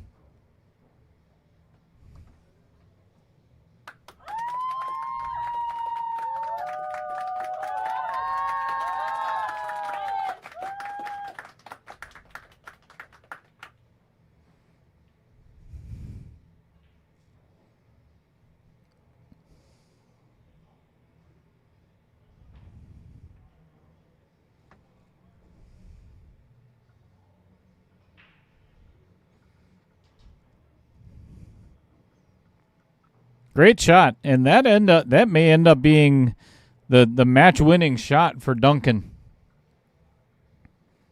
That may give him the 3-1 lead with about 10 minutes left. There's plenty of time for Adam to get back in this match. There's no doubt about that.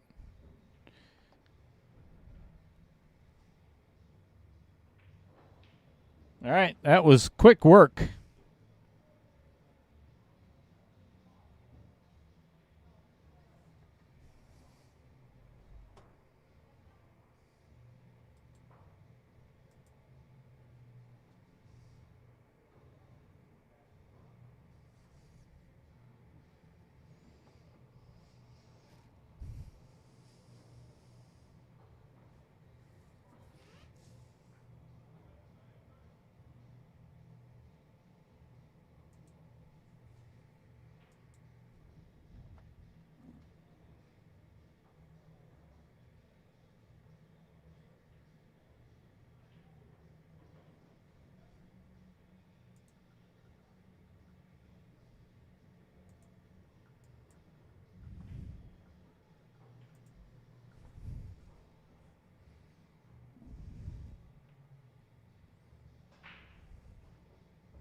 Nice break. Oh, goodness.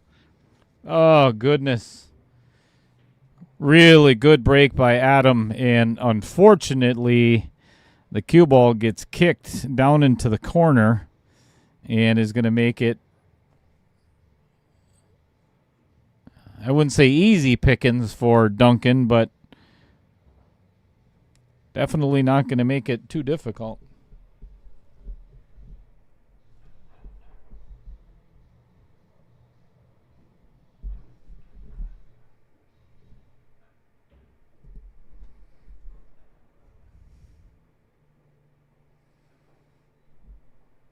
Duncan's a little bit flat on this 4 ball, so he's going to have to generate some kind of an angle from the 5 to get to the 6, and I don't know if he's got it. Let's take a look.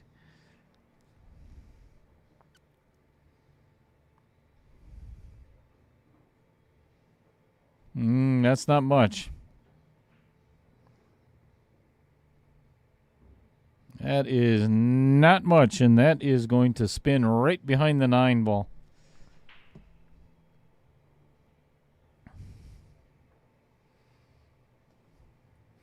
This is where Duncan has kind of, if you look at his previous matches, and I talked about it a little bit prior to the match, but clock management or realizing that he does have an extension to be used and really hasn't used much of them. That probably would have been a good place to use one.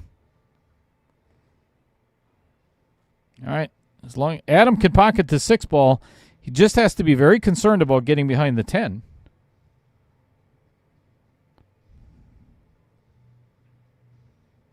Good shot.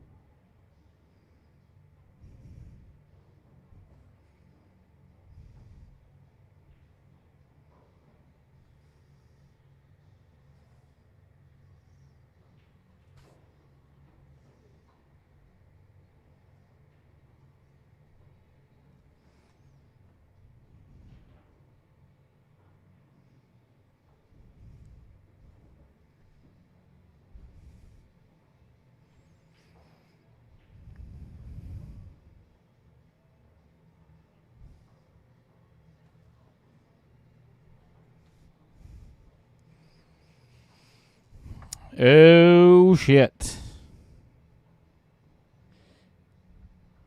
Oh, shit.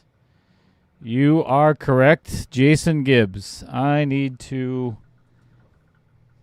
Here we go again. If it's going to happen, it's going to happen on Outer Points Productions.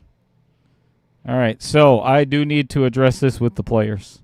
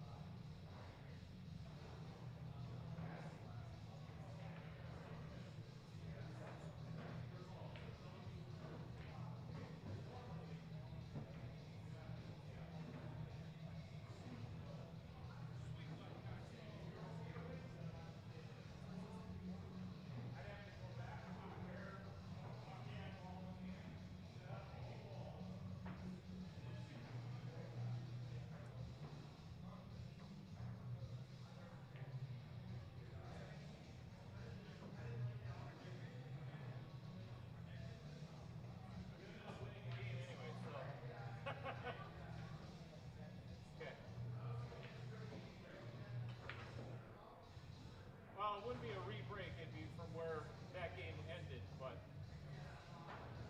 Okay.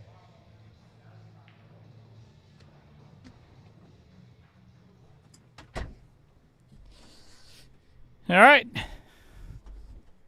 After discussing with the players, Adam, being the gentleman that he is, I bet you can guess exactly what happened. I'll let everybody else in the chat. You'll be able to figure it out very quick if you know Adam.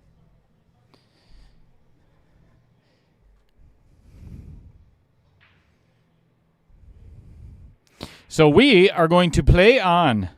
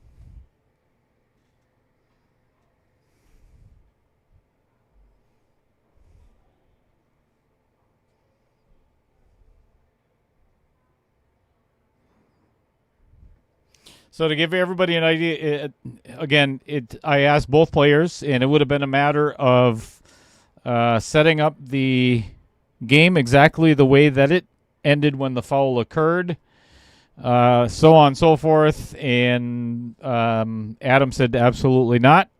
I didn't. He said I didn't catch it either. He didn't catch it, and that's the way Adam is. So hats off to him. And he said, we'll just play on. So that is the way it's going to stay.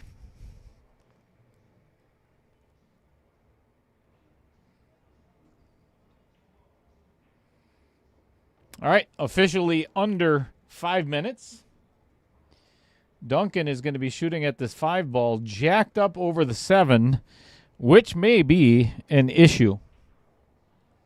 We're going to find out. Again, this is all ball foul, so any movement on that 7 or anything is going to be deemed a foul. It did not. Looking like a 6-9 combo. And if this goes down and he has a shot, oh boy.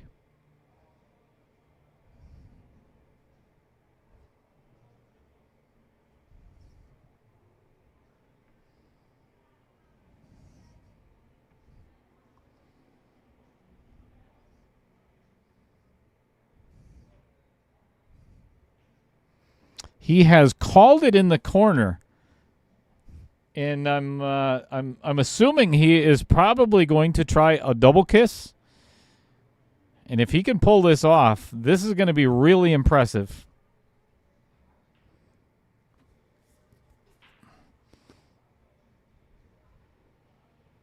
Not the worst outcome.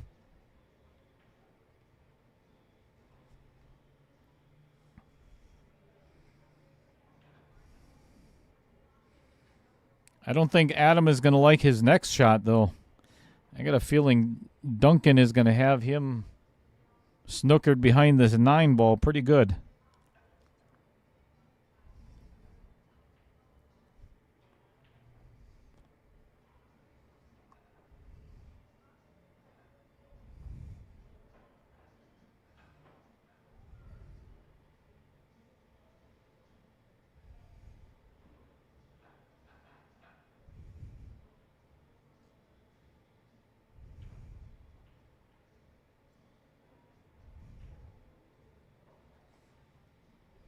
Good shot by Adam.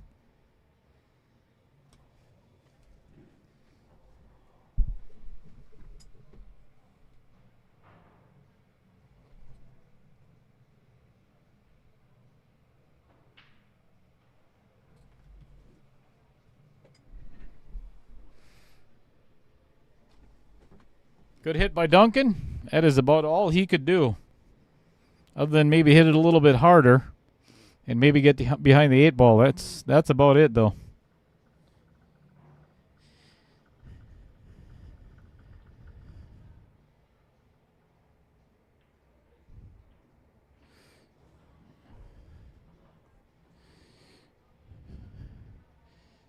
Okay, this is where the rubber meets the road, though, because now Duncan, he does not have to win this game. So if he can burn all the time off the clock, use his extension, and did, that is going to make it super difficult for Adam to come back and play anymore. He may not come back. He will come back to the table. He's going to have about a minute left after the shot by Duncan.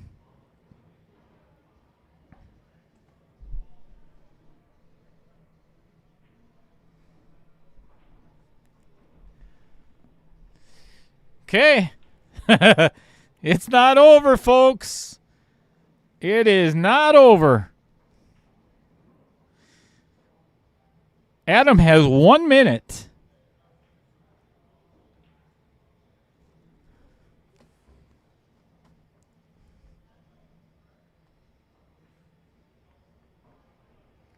I think he needs to pick up his pace just a little bit, or he is going to run out of time.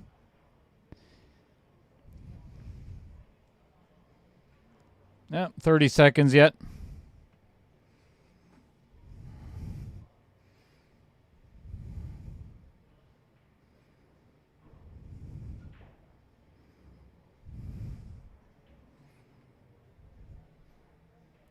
Woo, man.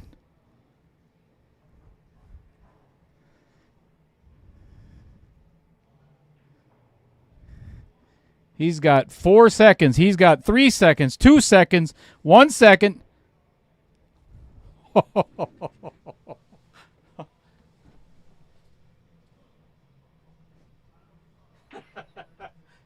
on, folks.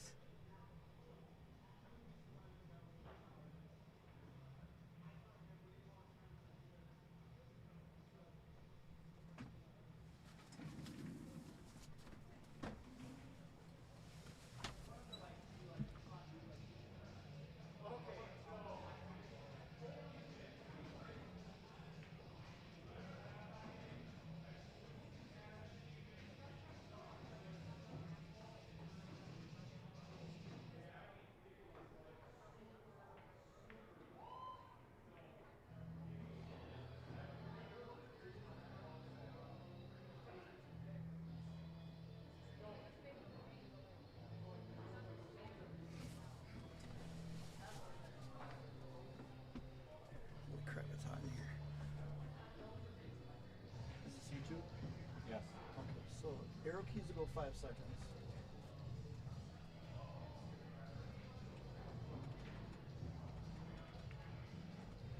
Okay, so I think it's no good. Right back. Comma goes back a frame. Oh, there. Yeah. Come on.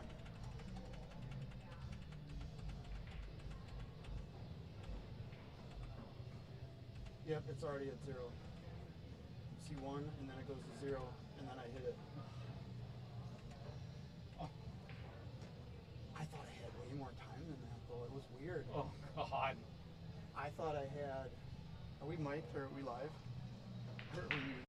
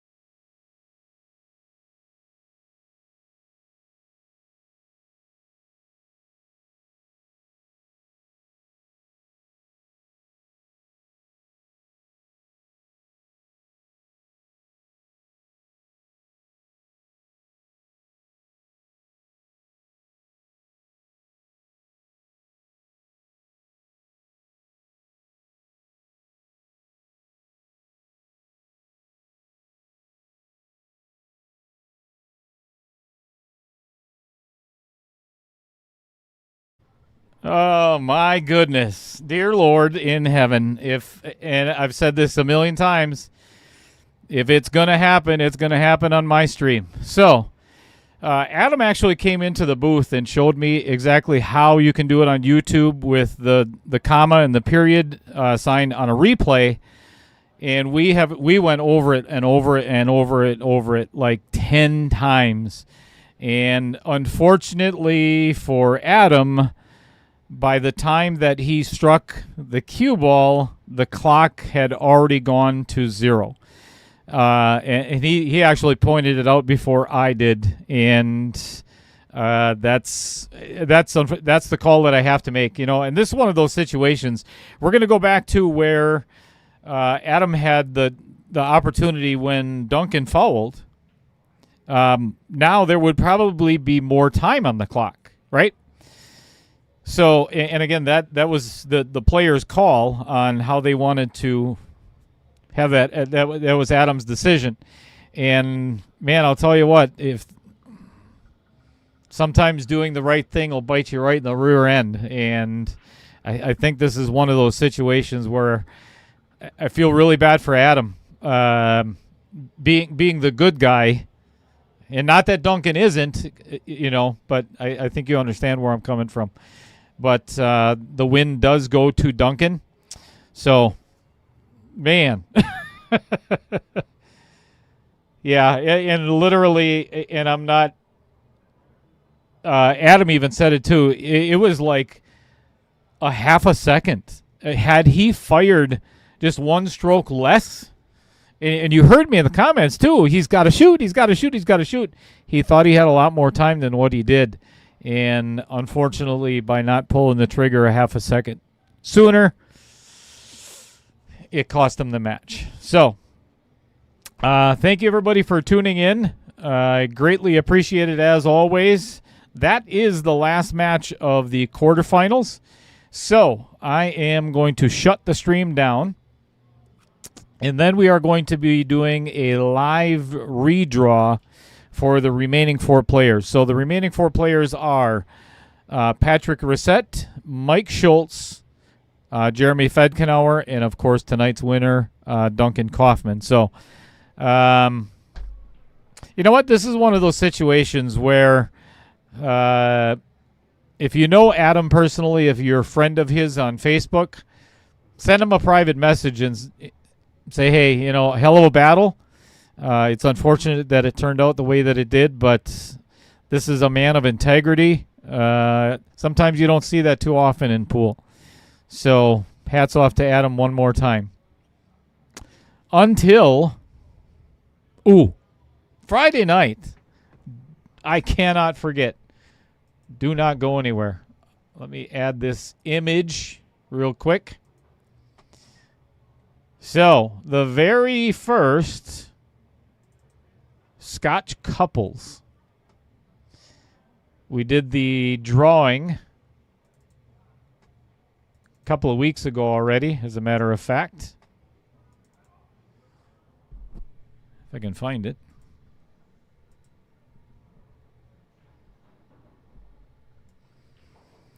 Ken Shaw and Dawn Vogel are going to be taking on, if I can find it. There it is.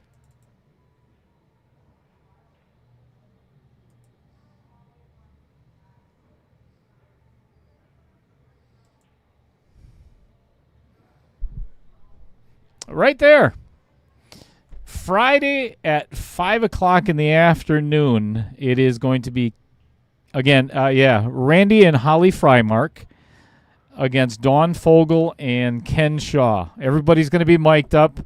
There's a little bit difference in Fargo, I think 80-some points, something like that. 86, I believe. 70, whatever it is.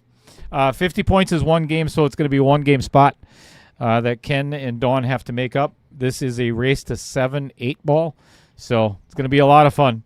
So until then, another dramatic evening on Outer Points Productions. So have a pleasant rest of your Wednesday night, and we will see you Friday afternoon.